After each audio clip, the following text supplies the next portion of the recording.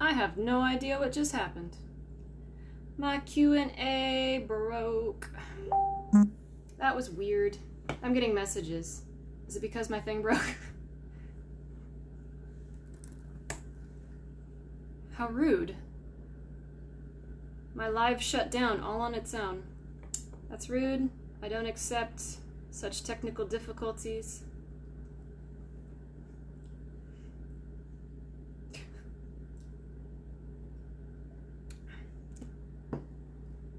Oh, laga yo? See? What are you even trying to say? Moi?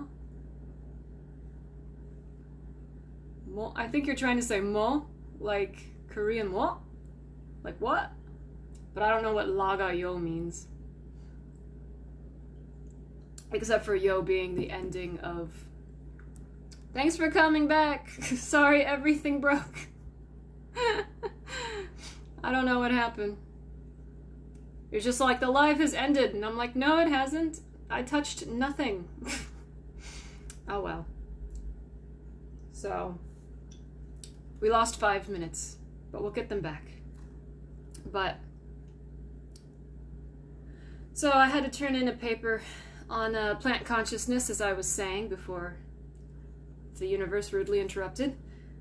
And so I had to define what a soul was, and then I had to define what living was, and if it was the same thing as having a soul.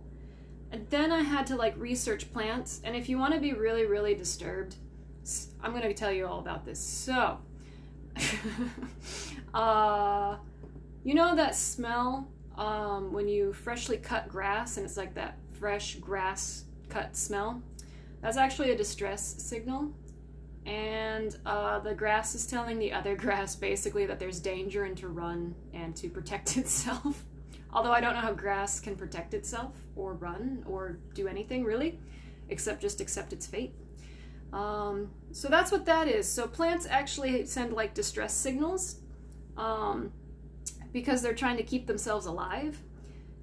So there's evidence there that plants have souls. But it's still a really disturbing concept when I think about it. But in my conclusion, I just stated that I find it interesting that plants have enough consciousness to keep themselves alive and out of danger, or at least send distress signals, so that the species of higher consciousness, such as animals and what are we? Humans. Thank you. Wow, this has been a week. So animals and humans can survive and thrive. So there's levels of consciousness, and that was my conclusion on my paper. And so that paper was due on Wednesday. So I started the Thursday before. I researched it in 2 days, and then I wrote it in 2 days. And it's probably garbage, so I probably got a C or a B. I'm just if C's get degrees, right? She says, being an educator. I love your writing skills. You are really talented. Aw, thanks, Ariba. Aw, I'm so happy to have heat in my house. It's so cold. So cold. If you want to know how cold it is, I actually bought sweaters, but I forgot to buy water. That's where my priorities are right now. And then tomorrow, I have to go get a coronavirus test. Because of new regulations, I have to go get them weekly. So that's gonna suck, and I am not looking forward to that at all. So pretty much my weekend is ruined just because of that, to be honest. So we'll see how that goes. But I hope you're all having a wonderful weekend. At the very least, better than mine. Seoul has been a challenge, man. Seoul is trying to destroy me. There's just no other way around it. It's just trying to destroy me. I really miss Daegu. but we'll figure something out. Was it Winston Churchill that said, if you're going through hell, keep going? That's where I am right now. Let me pull up questions, because you guys asked me some questions and I want to answer them. I also don't have my glasses. Oh, you can see my gigantic purse. Because I always have to keep 2 notebooks with me, not 1. I have to have 2 notebooks. Why? Don't know. And an umbrella, because it randomly rains in Korea all the time. So I just keep an umbrella because I am terrible at checking the weather, because I'm from California where we don't look at weather apps ever. So living in Korea where I actually have to check the weather is insanity to me as far as I'm concerned. And I also keep pencils and pens and things like that, so. Second, let's see. Yes, I am in Korea right now. Is there a brick in the purse for vagrants? Well, I don't think I need it, actually. It's pretty heavy. Like, I go to my doctor and he has a hook on the back of his door, and he's like, oh, you can put your purse there if you want. And I'm like, no, it's gonna break your door. Like, I'm just gonna put it on the floor here, sir. Thank you very much. I have to get my 2nd dose of vaccination. Yeah, I can't get vaccinated for medical reasons. So I have to get a needle up my nose every week now. Or I lose my job. Or I could still lose my job even with the needle up my nose. So that's my week.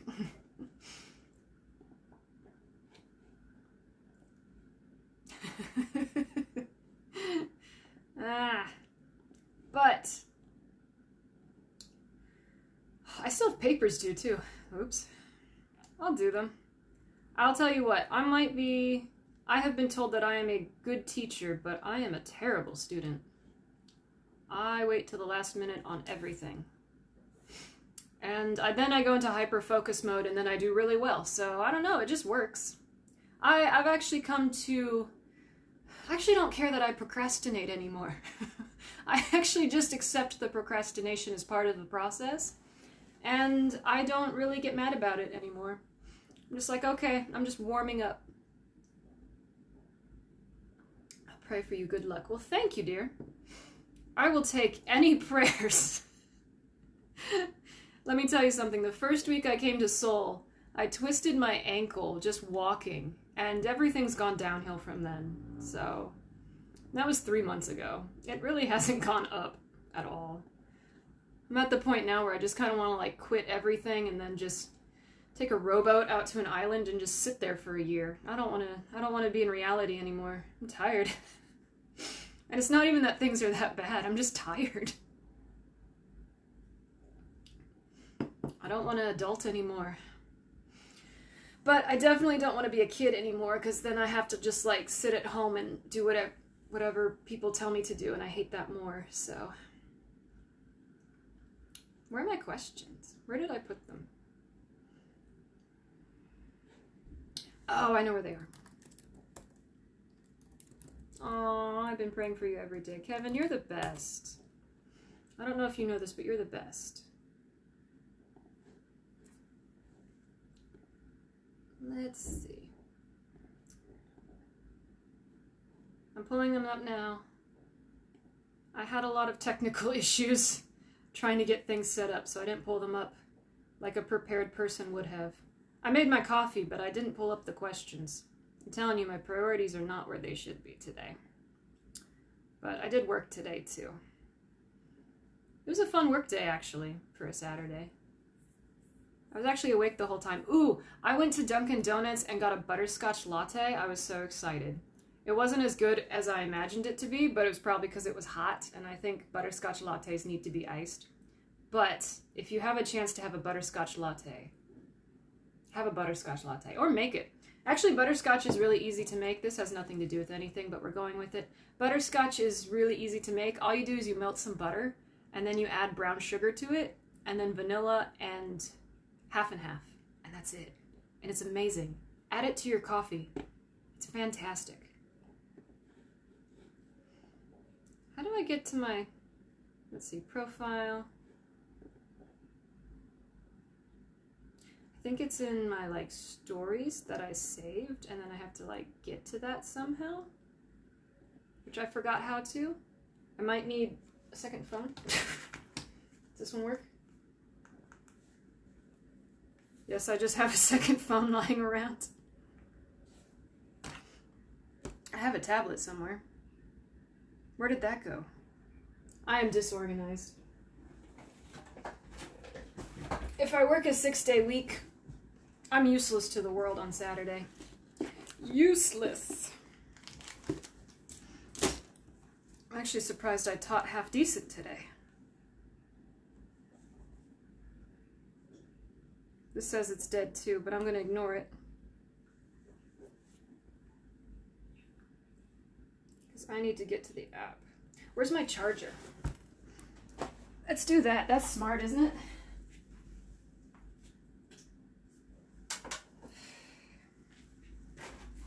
There we go.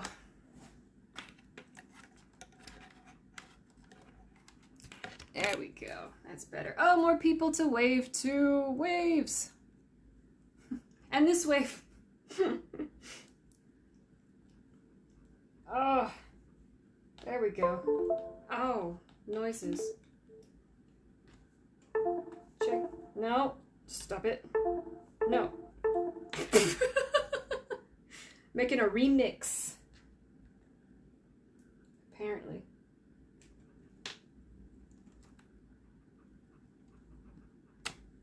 Let's try this again. Charge, my minion. Thank you. Enough of your Saskin. 0%. Well, that's fine and dandy. I do have a question on Wattpad. While this juices up. From Bezel X234. 2 questions. How do you get your initial inspiration for a story? And can you talk about what inspired you to write your previous book? So let's see. Initial inspiration. Oh, that's a good question. Usually I get inspiration from dreams. So the first story I ever wrote was, or the first story I ever published was called The Exchange. And that was a dream that I had about where you could take on someone's punishment for their sins as your own, and then they were considered free. And so I made a short story about that, about like a woman taking on someone else's sin, and then she gets punished for it to save his life, and what he does with his life after that. And it's actually a tragedy, but that was from a dream that I had. And then most of my other inspirations come from video games. And so like the books I've written so far, The Rebellion and The Five Princes, and my newest one coming out, Gods of the Sea, those are all based on my video game background. So in video game design, you have something called replay value, and it's basically how probable it will be for your consumer to replay the game after they have finished it one time through. And so a lot of games have good replay value, and that's why you have like side quests in video games a lot and things like that, is because they're trying to add replay value. And so I wanted books that had reread value, or kind of a replay value. But I didn't want to do like a choose your own adventure novel, because choose your own adventure novels make you kind of flip back and forth. And there are some newer ones, like I know Rick Riordan did one that was kind of based off of Percy Jackson's series, which I love that series, by the way. It's a fantastic series.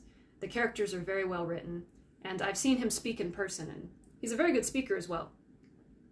And so,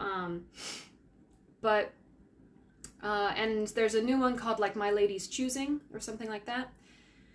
And so you flip back and forth, but the problem I have with that is it kind of breaks, not the fourth wall, what is it called? It breaks the Suspension of disbelief, is that what it's called? Suspension of disbelief, yeah. Which is kind of like the fourth wall. So it's like, oh, they call it something different. Maybe that's not what it's called. Anyways, there's basically if you're immersed in something and then, I guess that's not called the suspension of disbelief. What is that called then? What did I learn in my undergrad? But basically, like, you're focused on something and then you have to, like, break out of that world, turn the page to, like, 20 pages over, and then put yourself back in the world. And I really don't like that. It breaks the mood, it breaks the tension, it breaks a whole lot of stuff. And so I can't really take the story seriously. So I decided to do one storyline for each book and then have multiple endings so you can choose how it ends. And really the endings are basically just like, who do you want to be the romantic interest? But there's also space where you can write your own ending and do whatever you want with it. And then I purposely left in some plot holes in the main storyline so you can go into the his point of view section, which is basically kind of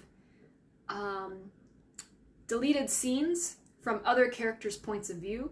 And so you go into the back and you can read the other characters' points of view to get other storylines that I purposely did not put in the first storyline. So yes, it did take a lot of planning to do that. And I actually don't have a really organized system when I outline stuff. So I know a lot of writers, they'll do this. So a lot of writers use something called Scrivener. And Scrivener is where you can like kind of make little boards for all of your organization. And it's actually a brilliant thing to use, and if I was a smarter person, I would use it. But I don't like opening windows on my computer if ever possible. So I just do everything in one Google Doc. And I don't really go that deep into organizing. I kind of do that all in my head, and then I just kind of write down on paper what I want to do in just all the same document. So in all the same document, I don't even create a second document for anything. Usually what I'll end up doing is like, I'll have so many notes in my document that I'll stop halfway through and I'll create a new document for the second half of my novel. Because I'm like, okay, I got through all of this, now I'm just going to go through the second part. So at the most, I have like 2 files because I've split the book in half. But most of the time, I just keep like one long Google Doc. And that's it. That's the whole thing. And then when I'm ready to edit, I'll copy it and then I'll write beta on it. And then I'll delete all of my notes in there because I highlight all my notes in red so I know that they're notes. And then I highlight things I want to delete or change in blue. And then I just go through and like delete all those. And that's how I know how far I am with the book. And then I go through the edits that way. So I still keep my original document with notes and stuff, but I don't have like a second panel to keep all of the storylines straight. I don't even keep like the characters straight because I feel like with my rough draft, I'm still getting to know the characters. And so I don't really make notes on them because if I make too many notes, that means that they don't have any space to kind of come into their own. And I want my characters to be completely into their own. I don't want to make boundaries for them because I feel like if I do that, then I'll try to shove them in that boundary too much. And so I just kind of use the first draft as like a sandbox. And so I don't even really know my main character very well until the end. And then I go back through the drafts and fix it at the beginning. So if you read my books on Wattpad, you'll notice that I try to make the main character as deep as possible. So I made for the 5 princes when I first did that as 7 princes. I made that character kind of well, someone said me, but just kind of like a California girl who just kind of has like a tomboy background. And so that was kind of all I had to start with on that one. And then And then I went through in the last draft and made it a little bit deeper and gave her more of her own personality, because I knew after all the way through what she was really struggling with and what her problems really were, because sometimes you don't know everything that your character is going through or facing or what their worldview is or anything like that until you finish the whole draft. And that's what drafts are for. Drafts are supposed to be the sandbox where you're trying to figure out how everything works together. It's actually not supposed to work together yet. And so I don't trust people who just write one draft and then they're good. I don't trust that at all.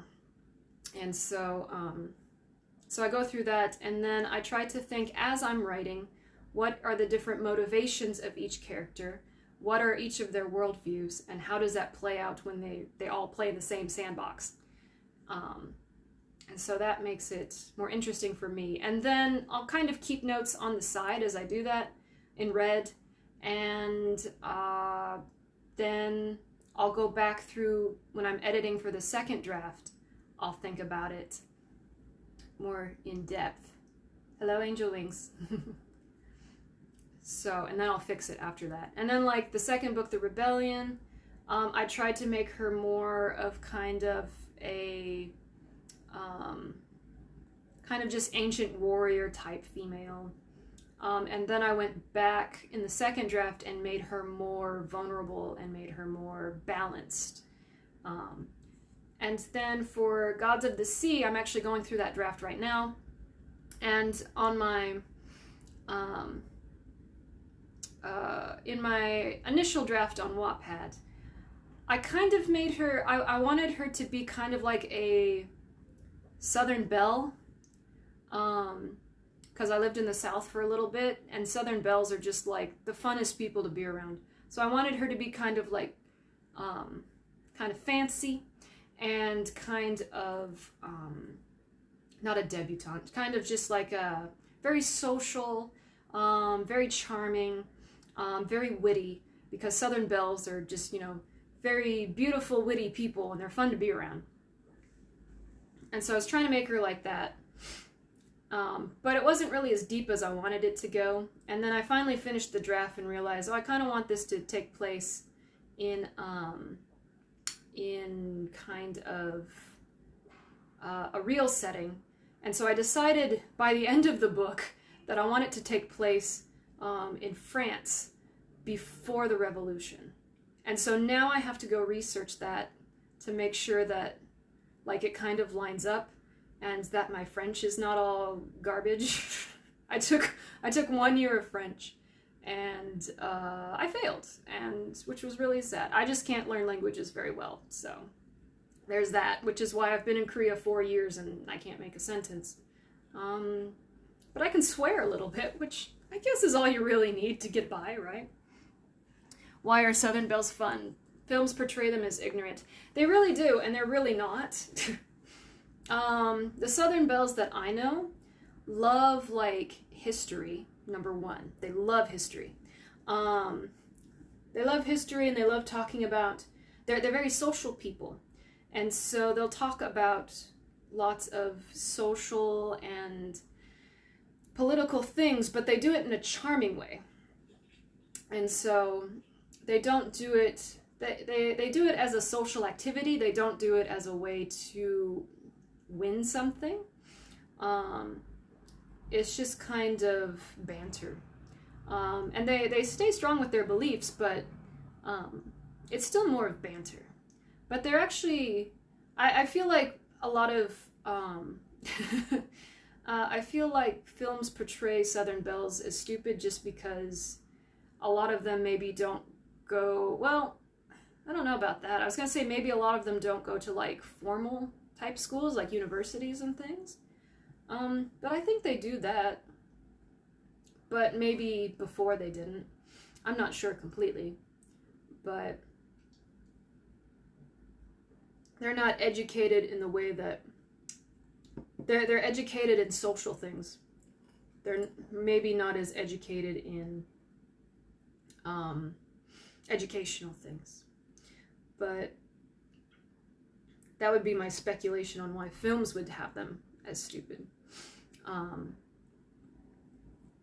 but I don't think it's true at all. I think there's just a lot of like stereotypes around people in the South, because they are a little more rowdy, and they really don't care about school as much as they do about living. So they live to the fullest, and they kind of do. They like connecting with people, and they like connecting with the land and nature and things around them. And so they're not as hung up on degrees and things like that. So, but I like them. They're fun to be around. I think every place has some fun people that are completely different from each other.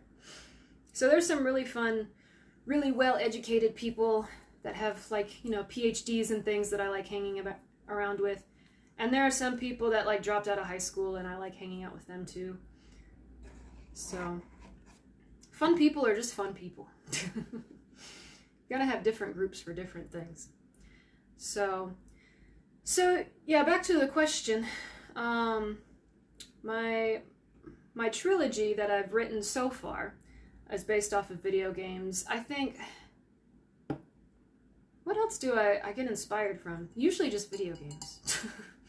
Because video games are my place to like disconnect from reality for a second, and so my mind can wander and just kind of play with ideas. And I'm interacting with a story usually because I like RPGs.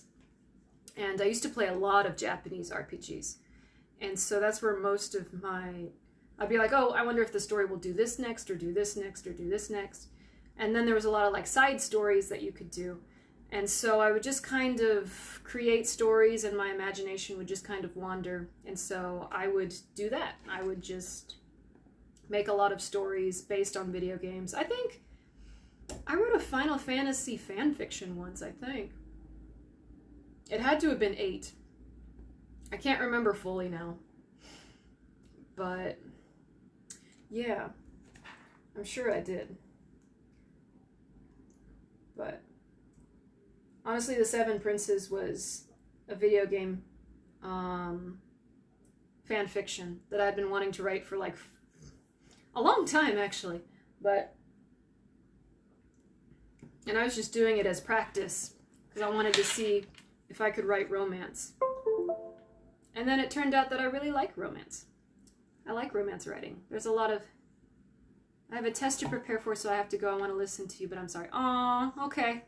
Well, have fun on... Well, no, don't have fun on your test. Do your best. It'll be okay either way. Good luck on your test. Which game? Princess Debut. Princess Debut was the game. So, it's a very old Nintendo game that nobody played, for sure. It was not popular. But it was actually like, it's kind of like a Princess and the Pauper thing. Basically a princess and a regular girl from another dimension switch places. And so she has to be a princess, and she has to learn how to dance. And so the whole game is you learning how to dance. I have one long 9-chapter fan fiction for Resident Evil. Nice! That's a good one to do some fan fiction of. Yeah. I think there's another one another video game I did fan fiction for. But I can't remember what. I never really... Oh, Kingdom Hearts! That's what it was. I tried to do Kingdom Hearts. I tried to make a sequel before there was a sequel. I forget the storyline, but... but I really liked Riku. Riku was my crush. He was the only reason I played so much of those games, because I wanted to see him as much as possible. Riku was amazing. And then I just got too lazy to play video games. Because video games... Actually, I don't know if it was laziness or if it was just that I never had a comfortable enough chair to play video games, because if I ever played video games, I was in pain afterwards, which is a very sad excuse for anything, but it's the truth.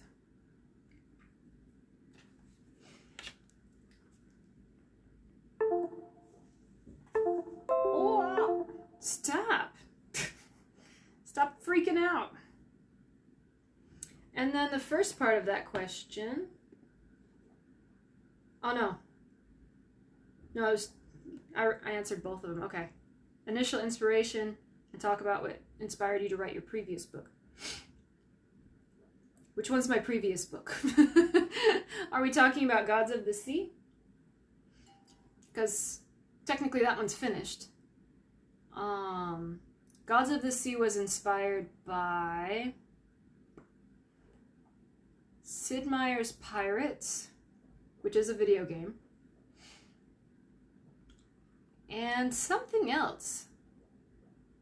Where did I get the idea? Oh, I think, it was from something I had written a long time ago. A long, long time ago. I did write a choose your own adventure because I wanted to make a video game. So I wrote a choose your own adventure script for a video game, and you played as the governor's daughter. And you got captured by pirates, and you could choose whether or not you wanted to become a pirate, stay with the pirates and become a pirate, or you could choose to be rescued and join the privateers to fight the pirates. So either way, you got to, like, you know, punch people in the face. But the script didn't really go anywhere. And I think I wrote 100 pages because it was for Script Frenzy, which is like NaNoWriMo. Last month was NaNoWriMo, National Novel Writing Month. I forgot the novel part. How sad is that? I never do NaNoWriMo, mainly because I just don't like people telling me what to do. So they're like, write 50,000 words in 1 month, and I'm like, no, I'm not going to do it. So I just like don't write during November because they keep telling me to write during November. It just makes me angry. How dare you tell me what to do, even if it's something I want to do? Because I apparently never grew up.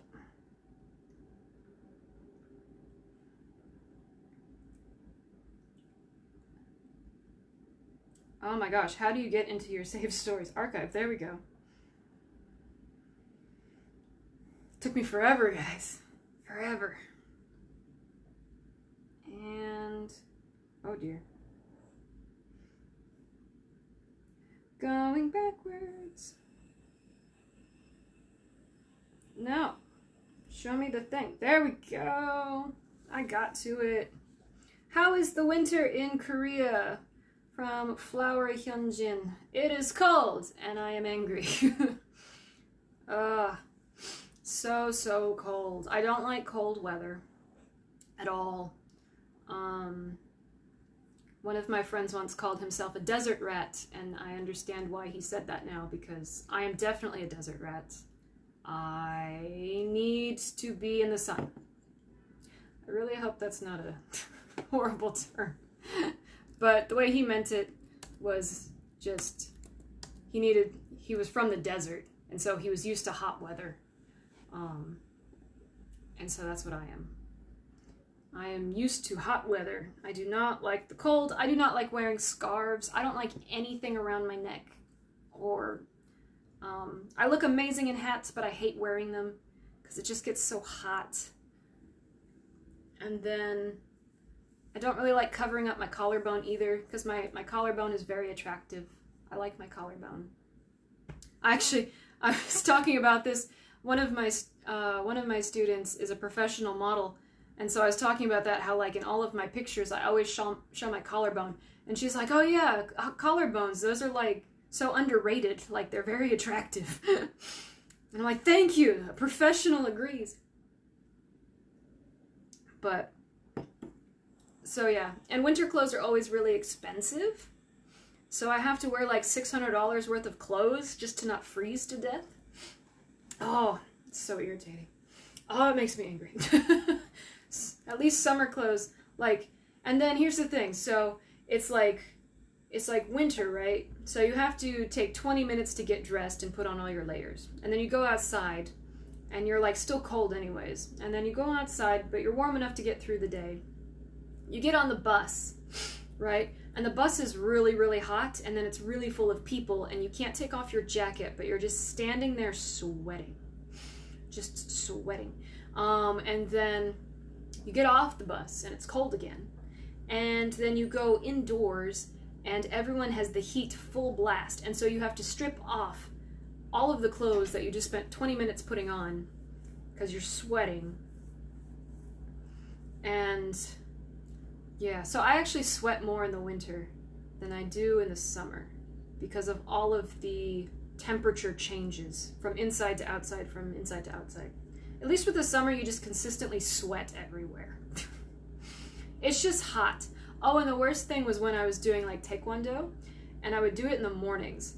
And so like you would put on all of these layers of clothes, and then you would go and work out, and then you would be like sweating because your body naturally wants to cool down, and you'd be like sweating. But you'd have to put your jacket and stuff back on before you go outside, so you're just like, oh, as you like get into your jacket and then just go outside. And then you're cold from your own sweat, but you, and then like your jacket's like stuck to your body. Oh, it's just, At least in the summer I can just go out and just sweat on the same clothes. So, this is my first winter in Seoul, and it's much colder than Daegu. And so, I am scared. At least working out is awesome in the winter. Yes, that is true. Working out in the summer makes me really nauseous. But I guess there's always something to hate. I got some more questions. Vad Ama asks, how is Korea? Korea is fantastic. Seoul wants to burn my soul in hell for all eternity. Seoul does not like me. Seoul wants to crush me. So, my daily routine is just surviving Seoul. Daegu opened me with welcome arms. Daegu loved me. Seoul wants me to lose everything. Appanman XY asks, you dance really well. For how many years have you been dancing? That's a good question. I have no idea. So, let's see. I liked dancing when I was a kid, but I never took lessons or anything.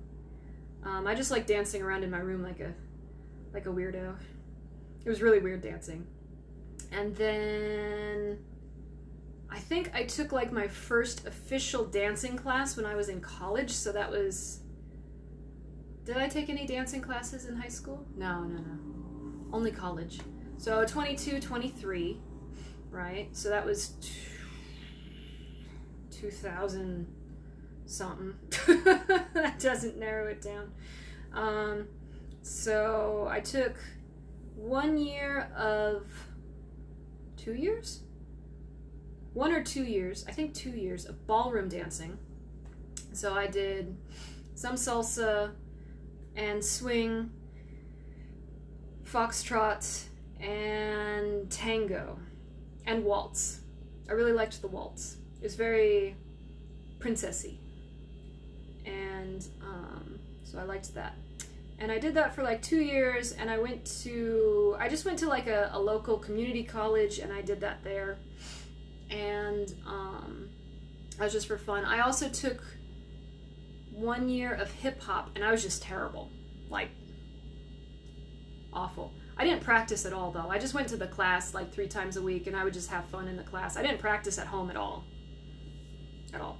So, I don't know if those really count, because, I mean, they count, but I didn't really take anything seriously, and I didn't really care, and I never practiced. I just wanted to hang out with people and have fun dancing, because I was really more focused on doing martial arts, which I was kind of lazy in that too, and I was lazy in my schoolwork. I don't know what I actually did when I was a teenager, because I didn't really apply myself to anything. But, and then, this refrigerator is so noisy. Hold on, I'm gonna unplug it.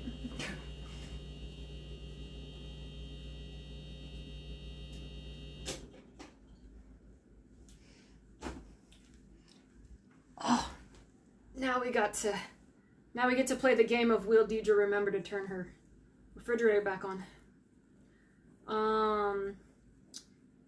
And then what did I do after that? And then I went to like some academy for dancing, but it wasn't really academy, it was just like kind of open dance night. And I did that for a bit. I used to go to a club. I went 3 times. When I say I went to a club, I used to go to a club nearby that taught salsa, I think. And but I didn't really, it was too crowded and it was awkward, and so that's why I only went 3 times. And then I started taking dance more seriously when I came to Korea. And then, what was it, 2 years ago? 2 years ago. 3 years ago. 3 years ago, I started doing salsa and bachata dancing. Sensual bachata, which is really fun. You should look it up.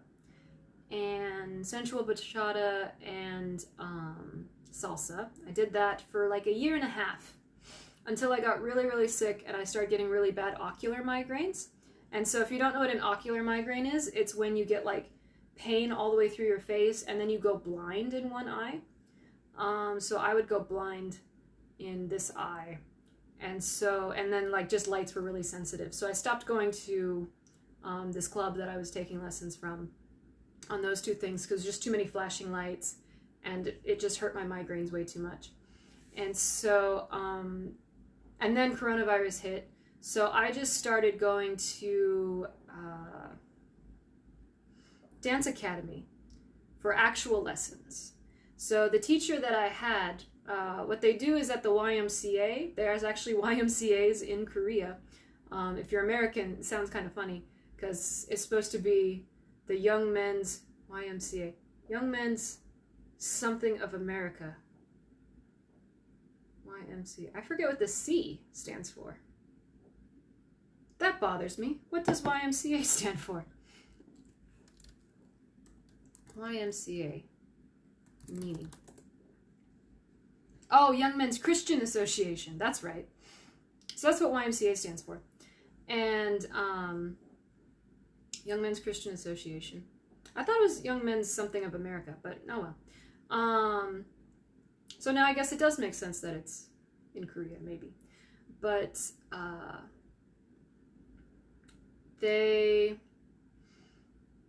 at the YMCA, they have free K-pop lessons. And so I took some of the free K-pop lessons from a really good teacher. And so I decided to take lessons from her twice a week. And I did that for like 1.5 years. And that's where I actually started doing the videos on me dancing. So I did some dancing before. I practiced a lot of belly dancing because there was a TV program called Shimmer on like cable somewhere. And so I tried to learn belly dancing through that. And actually my body is really well built for belly dancing. So it was probably the most natural dance. Hip hop is not my most natural dance. Hip hop is the hardest for me. Belly dancing is the easiest. Ballroom is second easiest, I think. And K-pop is really, really hard, but still a little bit easier than hip-hop for me. I can't do sharp, quick movements. I can do very slow, fluid movements. I've never tried contemporary, although I'd like to, because I think that would be really healthy. But it's very emotional, and I feel like I could never be serious enough to do it, so I would start laughing during the really dramatic parts, just out of awkwardness. So, I don't know, but I always wanted to learn hip-hop because it was a very strong style, and it reminded me, it kind of reminds me a little bit of martial arts because it's just really strong and fast and kind of in your face. But my body doesn't like me doing it, so so I'm trying. But I actually now have online classes that I take, and so I don't take them very well, but I take them. I have them there and I just try to learn the routines because I can't really go anywhere with my schedule and it's too expensive, so. But yeah, that's a very odd answer. I don't actually know how long I've been dancing. I guess on a regular basis, trying to learn seriously. I'd say maybe 3 years.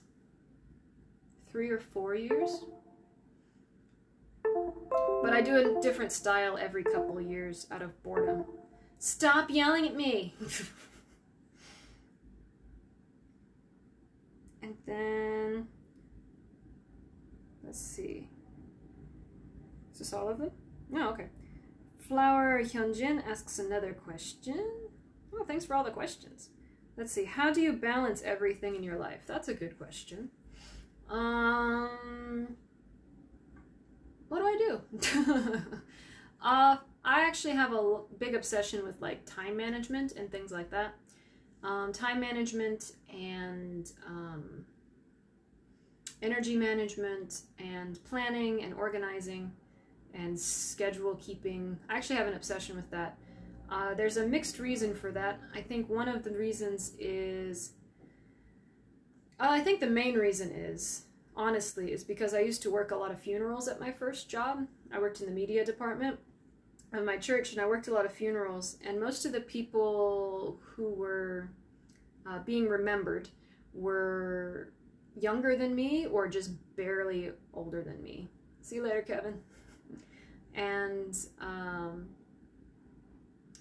after seeing that, I was just kind of like, I need to, you know, take my time more seriously, because time is one of those things that if you lose money, you can make it back. If you, I mean, anything you lose, you can get back except for time. It's the only thing you can't get back. You can't make more of it either. You can't improve it, really. You just can't do anything with it. It exists and it flows with or without you. And so I got to this point where I'm like, well, everyone has 24 hours and a death sentence. So what are the things I'm going to wish that I had done when I get to my deathbed?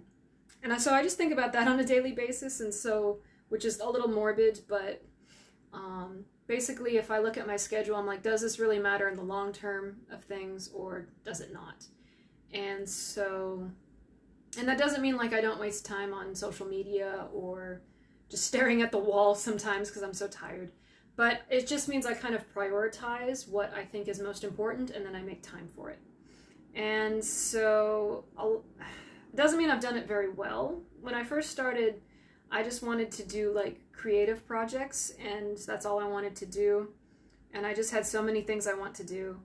And so I would do them all at once, and that was a terrible thing. And so even my boss would tell me, he's like, I appreciate your ambition to do everything, but try not to do everything at once. Because I was getting myself really sick. Really, really sick. And so like I would end up like going to work, and then I would come home and I would be so sick from doing so much work, because I would like get up at 7, go to work until 6, and then I would stay after work to do more work on my personal projects.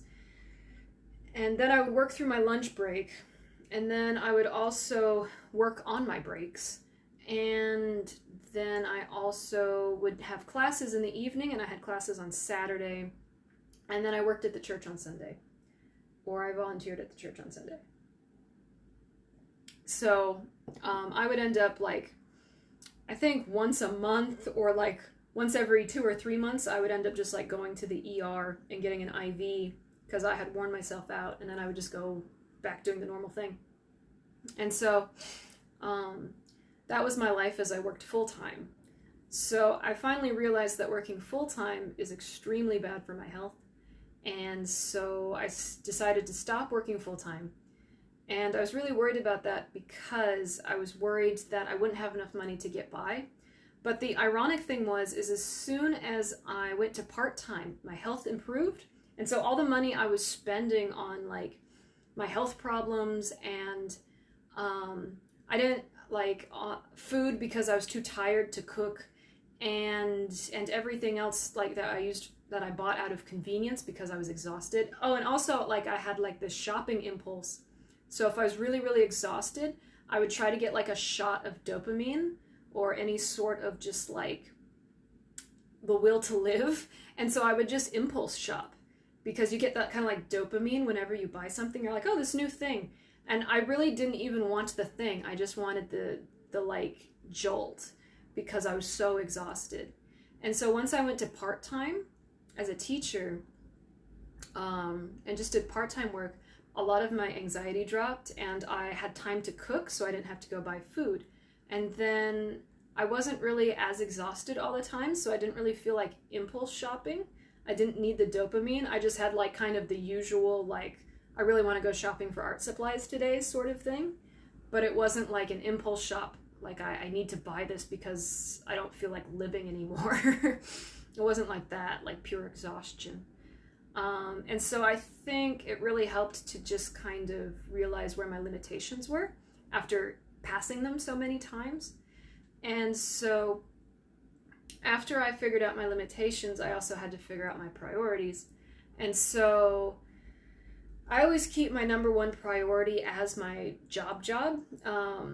I really wish that I could make writing and just creating my number one priority, but the problem is it's just not, one, it's not something that pays. It's not enough to pay the bills. And so the way I see it is my responsibilities are at the top tier, making sure that like my mom is okay, because I'm an only child, so I need to make sure mom is okay. And as long as she's okay, then I need to think about like my responsibilities are paying the bills, doing, you know, the responsibilities that I have been hired to do by someone else, and taking care of the people that have been put in front of me to be taken care of. And so that's my first priority, no matter what. And then after that, then I think about the things that are like second priority for the long term. And so writing books is like my ultimate goal for the long term. So my goal in life is just to get married, be a housewife, and write books and make an awesome home for my family. And that's like my goal in life. That's what I want to do. And I can't really control whether or not I get married. I mean, I can help, but I can't really control it. And so the only thing I can really do is think in the long term. So I want to write books in the long term, so I'm going to write every day. I want to write as many books as possible, and I don't know, you know, how long, I don't know when my death sentence is, so, you know, you got to write as many books as possible. So how many books can I write? What's my limitation? What days am I too busy? And then after I have those kind of set up, then I think about, well, what will help me reach my goals the best? So things like cooking. Because if you have your meals planned and you have them cooked ahead, then you don't have to stop and cook them, or you don't have to stop and go get them. Everything's planned out. I always try to do something nice for my future self tomorrow. So like last night, I'll give you an example. Last night I knew I had to get up early, and I'm not a good morning person. So I made my coffee the night before and I put it in the fridge. I actually made my breakfast the night before and I put it in the fridge. And I actually made breakfast for a couple days. And then I laid out my clothes because I knew putting together an outfit is just not, it takes me way too long if my brain isn't moving. So at nighttime, my brain moves fine, so I can put an outfit together in like 5 seconds and it looks great. If I'm half asleep, wandering through my closet, not so much. So I try to do something nice for myself for tomorrow. I also try to plan tomorrow in the scope of the long term. So I think, what is my ultimate goal this year or this lifetime?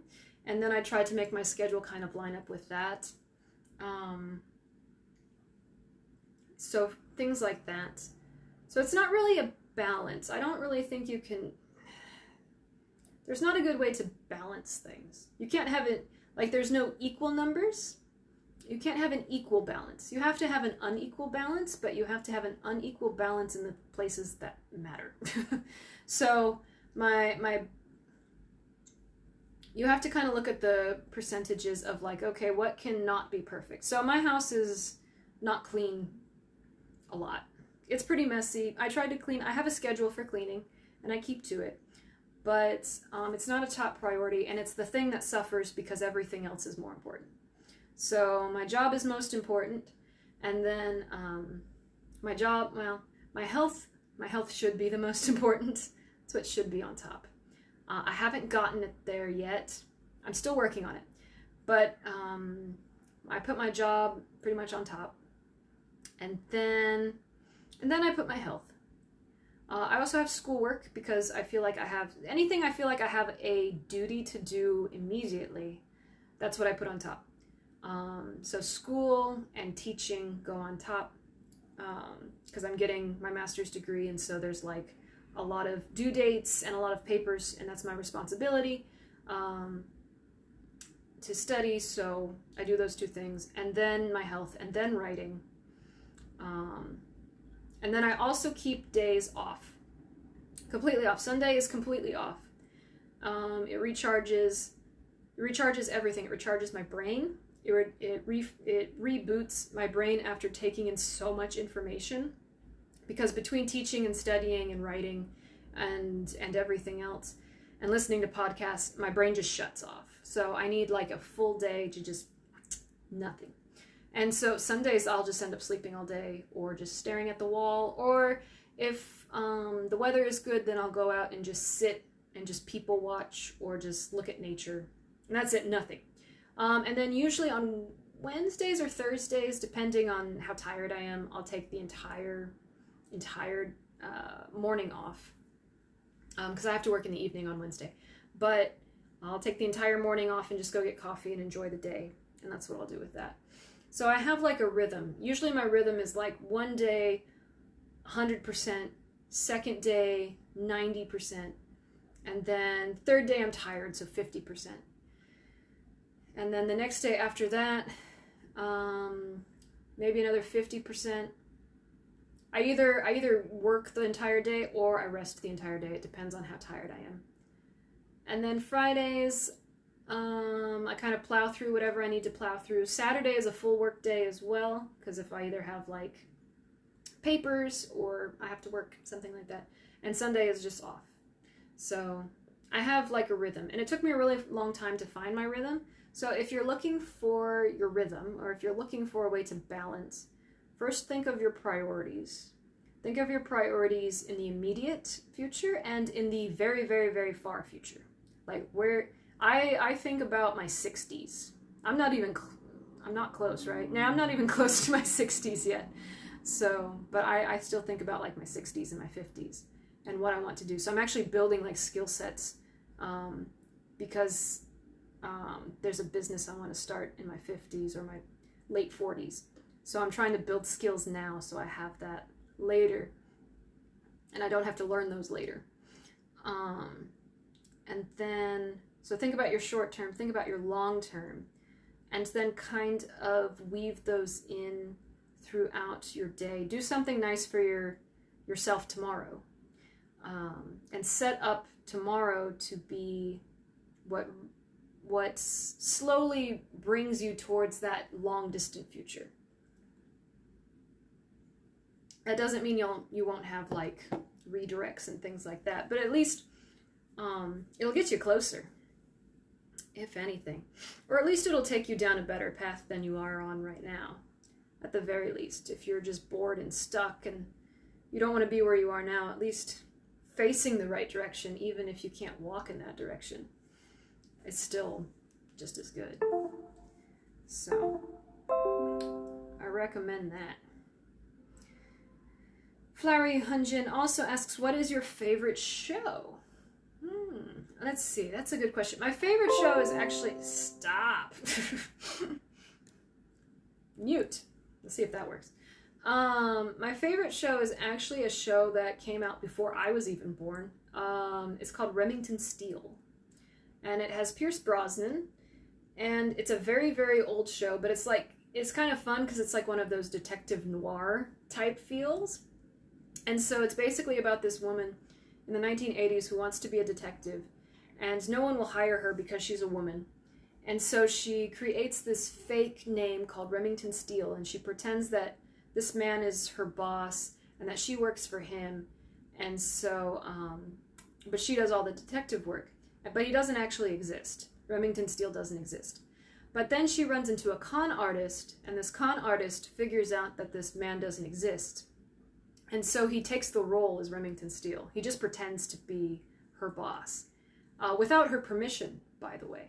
And so he pretends to be her boss without her permission, and she knows that he's a con artist, and so, but she can't do anything because she can't reveal that Remington Steele doesn't actually exist. So she has to play along with this con artist while at the same time trying to track down who he really is. And it's a really, really fun TV show. It's really, really old. I say really, really, but it's not as old as it could be. 1980s, but it was a really fun show, and it was really creative, and it was really different, and I loved the acting. As for now, I don't really watch TV. I have some actors that I like. I really like Jung Il-woo, and I really like Gong Yoo, Mr. Coffee Prince. And there are a few other actors and actresses that I'll like watch. I don't really watch TV that much. I don't really watch movies. I don't really do anything that requires sitting and just looking at things. I have to be interacting with something. I have to be interacting, or else I'm just not happy. And so, yeah, so I don't really watch TV. I really should watch TV though, because TV, number one, is a great way to learn language. So it's a really great way to get input. So even though I don't speak Korean at all, just listening to it really helped me understand people around me better when I watched Korean shows every day. But now I just don't have the brain power to do it. So I lost a lot of my listening capabilities when it came to Korean. So I'm sad about that. I can get it back. But I'm just too tired from studying to study Korean. So I was thinking today how much I want to study Korean again, but my brain just can't take it. Just way too much stuff. And then I think I have a couple more questions.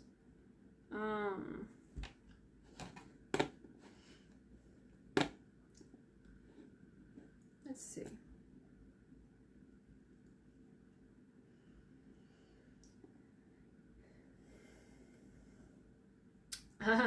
Lulu FXXX says, feel free not to answer, but how much are feminine hygiene products in Korea? Are they expensive or affordable? Generally, if you come to Korea, okay, so there's lots of videos on like what to buy in Korea and whatnot. And so I would say in terms of feminine hygiene products in Korea, they're okay. They have all the options that you need, and they're pretty much as expensive as they are anywhere else. I actually buy from iherb.com. I recommend them instead of buying them at the store. So they're just better. So, but they're not expensive, and there's as many options as you need, so don't worry about that. As for other things in Korea, for me, I have like a really hard time buying shoes because I have really weird feet. I have like a small heel and then a really wide toe. So, and then I just have really big feet because I'm a size 40 in European, I think. Like a size 40 in European, and I think that's, I don't even know what that is in American, 9, I think I'm a size 9. But American sizes have like, 9.5 wide, or 9 wide, or 9.5. So it was easier for me to find shoes in America because I could kind of get the wide ones and my toes were fine. But in Korea, there's no wide. There's no nothing. There's barely 40s. So It's harder for me to find shoes. Pants are a little more difficult as well because I have wider hips. And so that can be difficult sometimes. I know there's good shopping in Itaewon, but I don't know where it is. And I'm too tired to look for it half the time. So I just usually order on Amazon. Or I can squeeze myself into SPOW pants. SPOW pants, I just get the largest size. And there's lots, if you get like Zara or H&M. I have a lot of H&M clothes. This is H&M as well. I have a lot of H&M stuff just because they have my size. So I haven't really looked at many places in Seoul just because I don't really like shopping in Korea as much for clothes. Just trying stuff on is harder, and finding stuff in my size is harder, and finding cuts that work for me is much harder. So I would recommend, if you want to move to Korea and you're not like kind of the rectangle shape, body shape, because a lot of Koreans are rectangle body shape. And so it's built for those kind of shapes. All their clothes are kind of built for that kind of shape. If you're not that shape, learn how to sew. Learn how to sew, because then you can like tailor stuff to fit you better. And you can buy sewing machines really, really cheap here. They're fantastic too. They're really good sewing machines. So if you learn how to sew, you can kind of buy something really big on the cheap and then just kind of hem it or bring it in. I've done that with a lot of my clothes actually. And it's really, really useful. I highly recommend it. What are other hard things to buy? It used to be difficult to buy cheese, but you can find that everywhere now. They started importing that.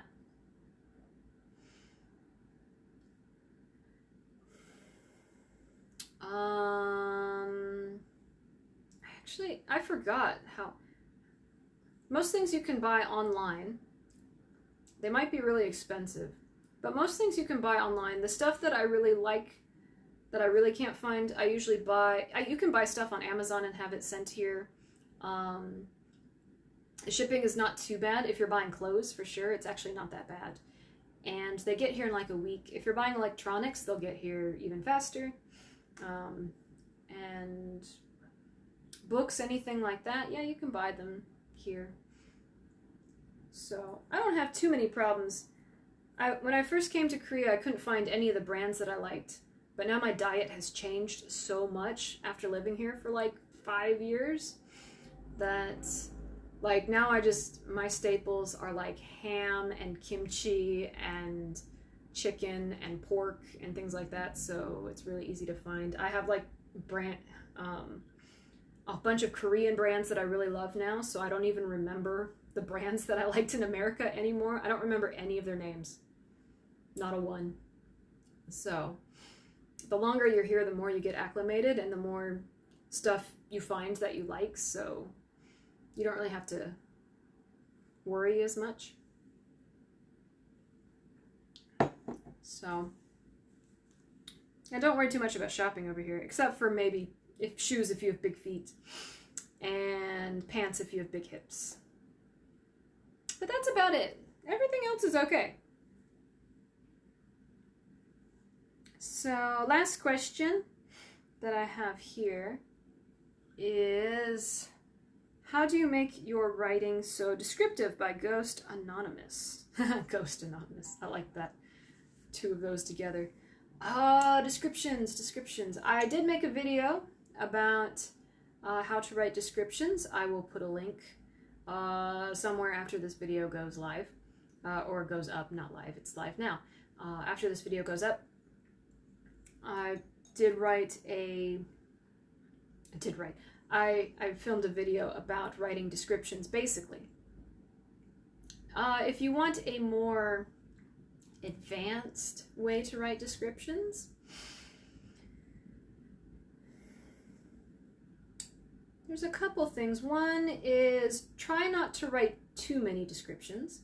If you write too many descriptions, there's a problem with writers trying to force the imagination of the reader. What you want to do is just create the right amount of description so the reader can fill in everything else for themselves. So you think about the most important details, and then you put in only those details. You don't put in every detail. You just put in the ones that really, really matter. And then you take out adverbs, no adverbs. You try to use adjectives as much as possible. Use description words, use strong verbs. If you have solid sentences, your description should be okay. Descriptions also, longer sentences are better for descriptions. Don't fall in love with your own words is another problem. People try to be too poetic, but sometimes it just doesn't fit in with the mood of the scene or the mood of the book. So don't try to get too flowery unless the entire book is flowery. So just try to stick with the mood. I actually, when I write a story, I don't put in really thick descriptions in the first draft. I put in thick descriptions during the second draft. So I write my rough draft, and my rough draft is mainly just kind of like dialogue and what people are doing. So I'll write kind of the basics for that. And then I'll go back and try to control the pace. And so when I go back and control the pace, I'm like, okay, I want there to be more breath here, so I write longer sentences. There's no action here, so space, longer sentences. And then when I want it to kind of get tense and move forward and get more conflict, then shorter and shorter and shorter sentences, which means less and less description, because if the mood of the scene is tense, we're not really worried about the background, we're worried about what's going on that's making that scene tense. So we don't focus on the things in the background, we don't focus on anything else, we focus on things that are maybe symbolic or that add to the tension, but really we pay attention to just what's causing the tension. So the description doesn't really exist as much in those scenes, but if you have like a relaxed scene or like a romantic scene or just kind of a scene with more breath in it or that isn't supposed to be tense, then you can add in the descriptions and kind of, you can add in flashbacks, you can add in all of this other stuff, and there's enough room in the space to do that. But it's really just practice. So sometimes what I do is, I haven't done this for a long time, but sometimes what I do is I will find like pictures on the internet, or I will go to cafes or just somewhere, anywhere. I will go somewhere and take a notebook and write about the things around me. I used to do that a lot when I was first starting to write. I would go to restaurants and try to like kind of write about the mood, and I would try to write about the people around me, and maybe I would focus on one or two people and try to write out their story and what they were talking about and what they were doing and what their backgrounds were and things like that. And it just takes a lot and a lot of practice. And sometimes I feel like my descriptions they still need practice. Even after all this time, I still feel like I need to practice more. I want to make better descriptions. So I really want to work on all of the senses as much as possible. But really the trick is just to keep practicing and then practice it in different mediums. So practice it by watching people, practice it by looking at pictures and then writing about the pictures. Write descriptions about characters as much as possible, about places as much as possible, places you've been as well. Try to write if you travel anywhere, or if you want to describe your house or anything like that. Go ahead and just describe those things as best as you can. Try to write about the smells and the sights and the way things feel, things like that. I feel like if you're a writer, what you end up doing a lot is looking around and putting everything into words. Because that's what I do. I'll walk around and I'll just put everything into a description automatically in my head, and it's kind of like practice writing. So I'm sure if you want to write books, you already do that anyways. And if you don't worry about it. Just start doing it. Just start looking around and at the things around you when you're walking. And just try to put it like, how would I write this if I was going to write about it? That's it. And then you just do that a lot for a long period of time and you become a better writer. So there's no simple, easy way, unfortunately. It's just, I mean, well, it's not difficult. There's no fast way.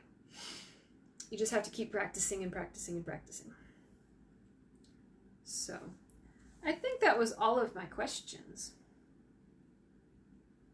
I don't see anything else.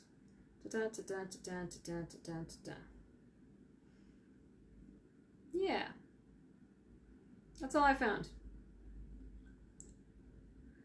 I did have someone ask me about writing essays at one point, and I'm actually going to make a video about that because I want to talk about how, in detail, basically how I write essays.